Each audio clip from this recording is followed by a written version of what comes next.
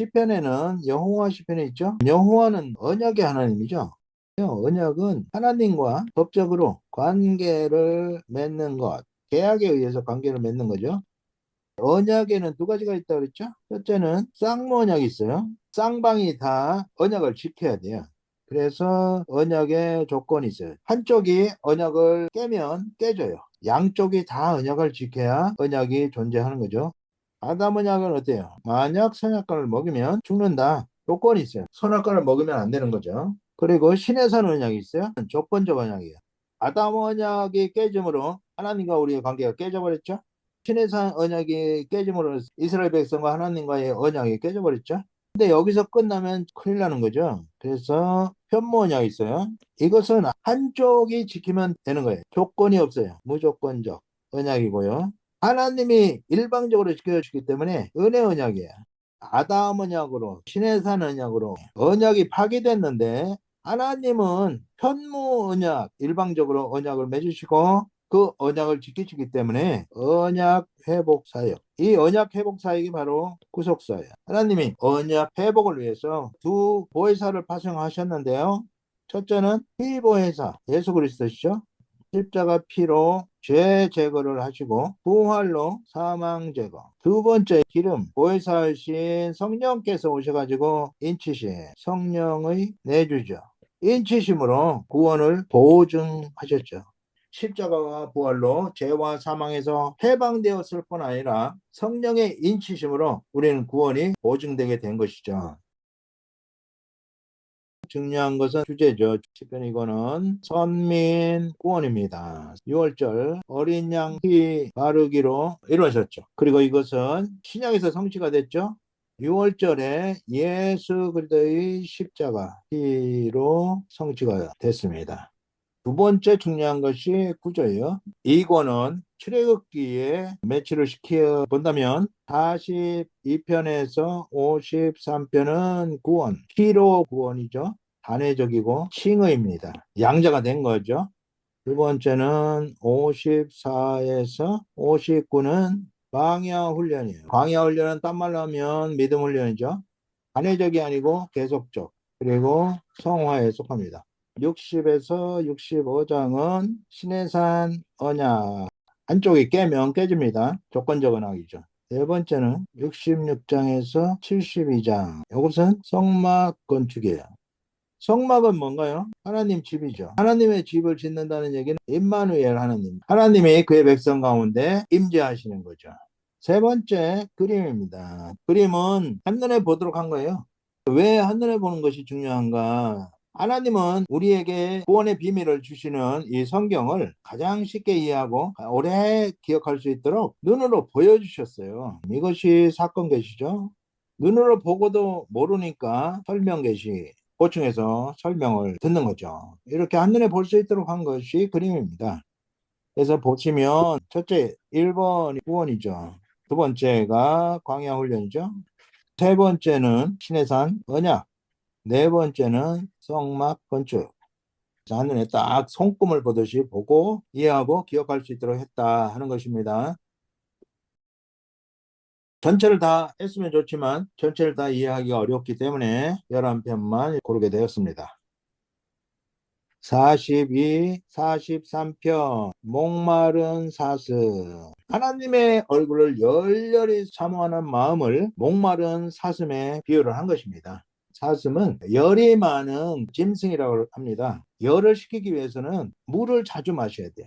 근데 물을 찾지 못해가지고 온몸이 타들어가는 그런 갈증을 느끼게 되는 거야. 이만큼 하나님을 향한 갈증을 표현한 시온시입니다. 마태복음 11장 12절에 보면 세례 요한의 때부터 지금까지 천국은 침노를 당하나니 침노하는 자는 빼앗느니라. 침노하는 자가 천국을 차지한다는 말씀이죠. 침노는 바로 열렬히 사모한다는 뜻이에요. 하나님을 향한 열렬한 사모함을 토로하고 있는 시가 42, 43편이다. 중요한 것이 또 하나가 있어요. 이러한 상태에서 특효 처방을 하고 있어요. 내 영혼아, 내가 어찌하여 낙심하며 어찌하여 내 속에서 불안해하는가. 낙심되고 마음이 불안하고 굉장히 어려운 상황에 있다 하는 것을 뜻하고 있죠. 그래서 하나님을 더욱 열렬히 사모하고 하나님의 얼굴을 구하고 있는 것이죠. 특별 처방은 뭐냐? 너는 하나님께 소망을 두라. 하나님께 소망을 두는 것. 낙심, 불안, 초조, 두려움 이런 것을 느끼는데 하나님을 등지고 있다는 증거입니다. 하나님을 향한 자는 평안, 안식, 기쁨을 누리게 되는 거죠.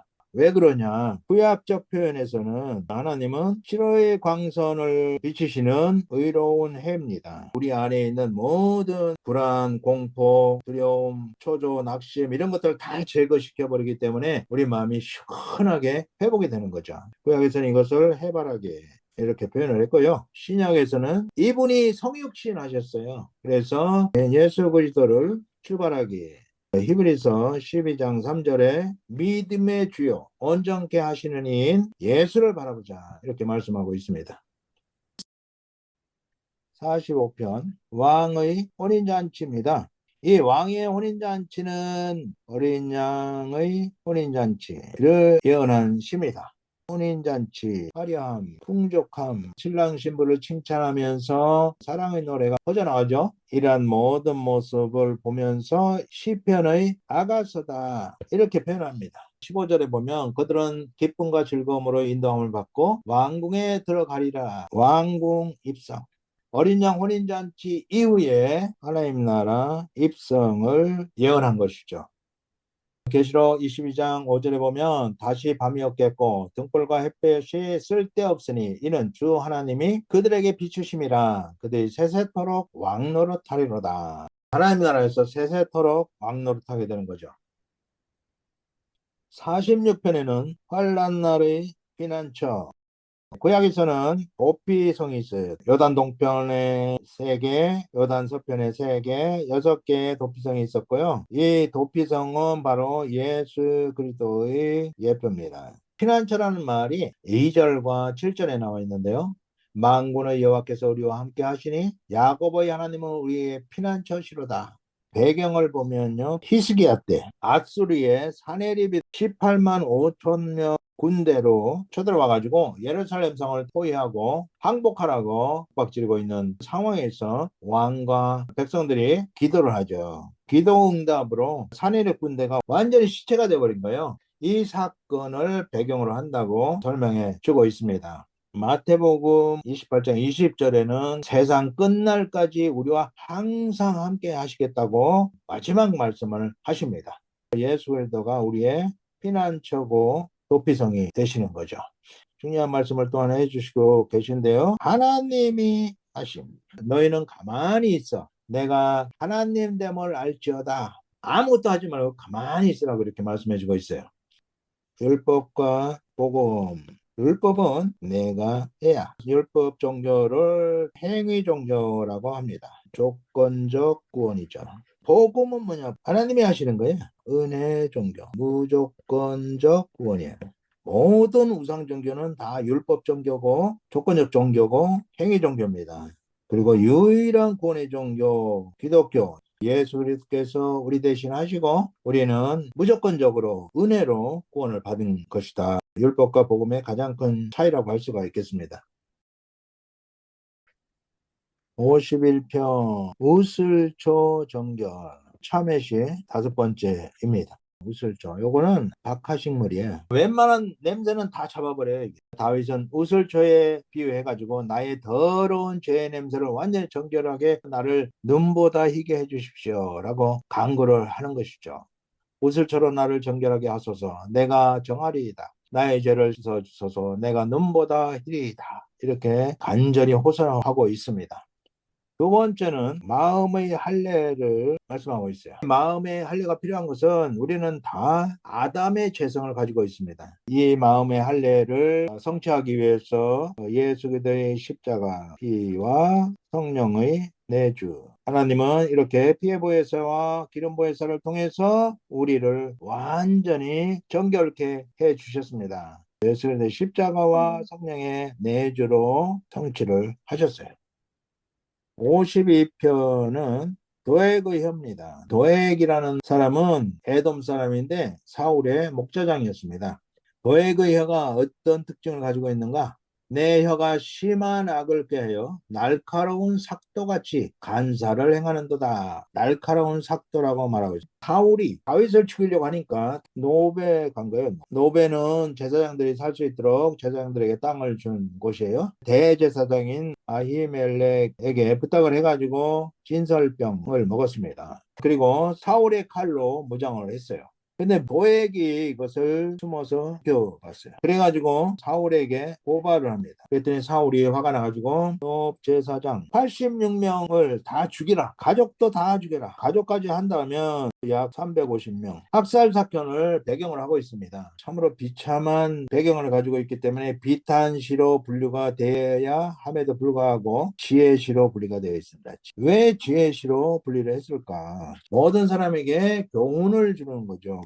조심. 살리는 자는 자기도 살고 죽이는 자는 자기도 죽습니다. 잠언 10장에서 의인의 입은 생명샘이라고 말씀해주고 있어요. 의인은 바로 하나님과 올바른 관계에 있는 성도죠. 사람을 살리면 자기도 살고 사람을 죽이면 자기도 죽습니다. 56편 눈물병이라고 잡아봤습니다.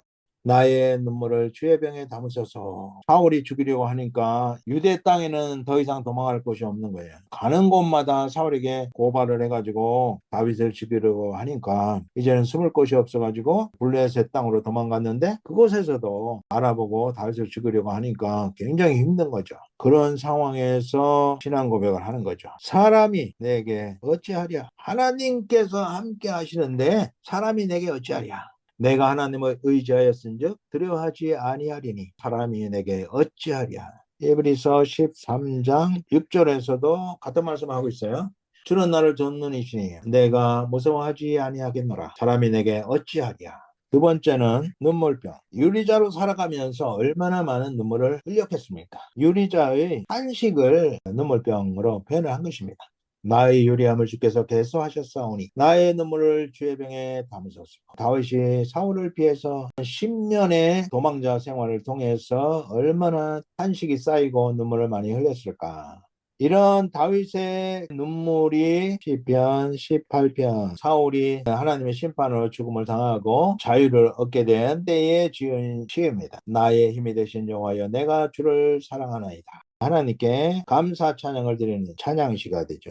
다윗은 사울을 죽일 기회가 여러 차례 있었어요. 그럼에도 불구하고 하나님께 정권을 맡겨드린 것이죠. 10년이라는 긴 세월이 흐르긴 했지만 하나님께서 사울을 심판하시고 다윗에게 하나님의 대리 통치자로서 통일 이스라엘의 왕으로 세워지는 역사가 일어나게 됩니다.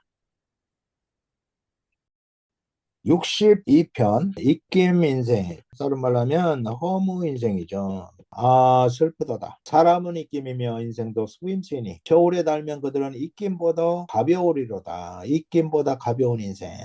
하나님의 형상으로 지음받은 소중한 하나님 오른손의 왕관인 사람을 이렇게 허무 인생, 입김보다 가벼운 인생, 고난의 인생을 주셨을까? 시선을 하나님께 향하도록 고난을 주신 거예요. 하나님께 향한 자로 살도록 하신 것이다. 63편은 말씀 묵상 체험 간증이라고 할 수가 있겠습니다. 압살롬 반역으로 유대 광야에서 요단 동편으로 도망을 가야 되는 심적으로 고통을 당하는 그러한 때에 지은 비탄시입니다. 주의 말씀을 새벽에 묵상할 때에 내가 주의 날개 그늘에서 즐겁게 부르리이다. 극한 상황에서도 다윗이 새벽에 주의 말씀을 묵상할 때 주의 그늘 날개에서 즐거움을 누리고 있다는 간증입니다.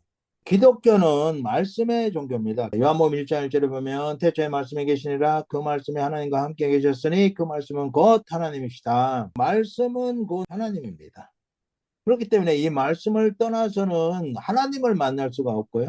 말씀을 떠나서는 하나님의 생명을 공급받을 수가 없습니다. 하나님과의 만남, 하나님의 생명 공급, 하나님과의 입맞춤의 교제, 이것들이 다 말씀을 통해서 이루어진다는 말씀이죠.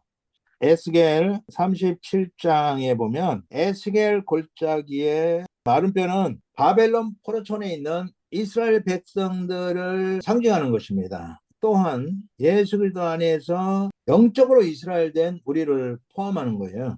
여기에 아주 중요한 핵심이 뭐냐면 말씀을 대언할 때에 첫째, 마른 뼈들이 맞춰지고, 두 번째 대언을 하니까 가죽이 덮이고, 세 번째 말씀을 대언하니까 살까지 차오르는 거예요. 생명은 없지만 이제는 사람 모습이 되어진 것이죠. 네 번째, 또 말씀을 대언하니까 생명이 들어가서, 생명은 바로 성령입니다. 성령이 들어가서 하나님의 군대가 된 거예요. 성령은 말씀의 영입니다. 성령 충만은 말씀 충만이 되는 거죠. 말씀을 묵상할 때에 이런 역사가 일어나는 것을 볼 수가 있습니다. 성령이 일하심, 이것을 체험하려면 말씀 묵상이 필요합니다. 말씀을 연구하고 그랬더니 말씀이 뼈대도 있고 가죽도 있고 살도 채워지고 어느 정도 다 됐어. 아, 이 정도면 되겠다. 아니에요. 생명이 들어가야 돼. 성령이 임하셔야 돼요. 이것은 말씀을 묵상할 때만 가능해요. 말씀을 묵상하는 수준까지 됐다는 것은 이 말씀이 완전히 내 것이 된 거예요. 쓰여진 말씀이 아니라 내 귀에 들려주시는 말씀이 된 거예요. 말씀 묵상의 단계는 완전히 내 것이 되어진 단계예요. 말씀을 묵상해야 말씀 안에서 하나님을 만나고 하나님과 깊은 입맞춤의 교제가 이루어지고 또 하나님이 주시는 예수 생명이 공급되고 기쁠 때 나오는 엔돌핀의 400배에 해당하는 메가돌핀급 기쁨을 맛보려면 반드시 말씀 묵상까지 이르러야 된다는 것이에요. 67편은 열방구원 간구입니다. 하나님이여 민족들이 주를 찬송하게 하시며 모든 민족으로 주를 찬송하게 하소서. 장막절 기간에 낭송하는 시였다고 합니다. 다른 말로는 추수감사절 노래라고 불려졌다고 합니다. 3대 절기가 있는데요. 첫 번째 절기는 6월절입니다. 6월절. 이것은 예수 그리스도의 십자가 피 구원의 상징이었죠. 두 번째는 77절, 오순절 또는 맥추절이라고 합니다. 이것은 영적으로는 성령 강림으로 성취되었습니다. 세 번째가 장막절 또는 초막절, 수장절, 추수감사절 같은 말이에요. 장막절이나 초막절은 40년 동안 광야를 거치면서 하나님께서 인도하시고 보살피시고 공급하시고 한 모든 은혜들을 잊지 말고 기억하자 할 때는 장막절, 초막절이고요. 그리고 수장절, 추수감사절은 가을 추수감사절. 가을에 추수를 해가지고 수장절 그럴 때는 국간의 수장 이렇게 되어졌는데 영적인 의미에서 장막절, 초막절 또는 추수감사절은 뭐냐? 영적 추수를 말합니다. 열방을 복음으로 구원해야 되는 제사장 사명을 로마서 15장에서 말씀해주고 있습니다. 72편 메시아 통치, 메시아 예언 여섯 번째요.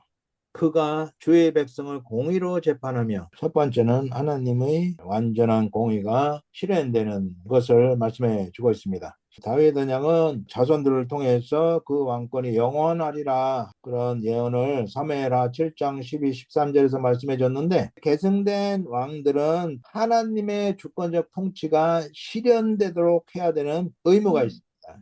그런데 다윗의 후손들이 그것을 이행치 않았습니다. 그래서 다윗의 왕조는 시드기야로 끝나게 됩니다.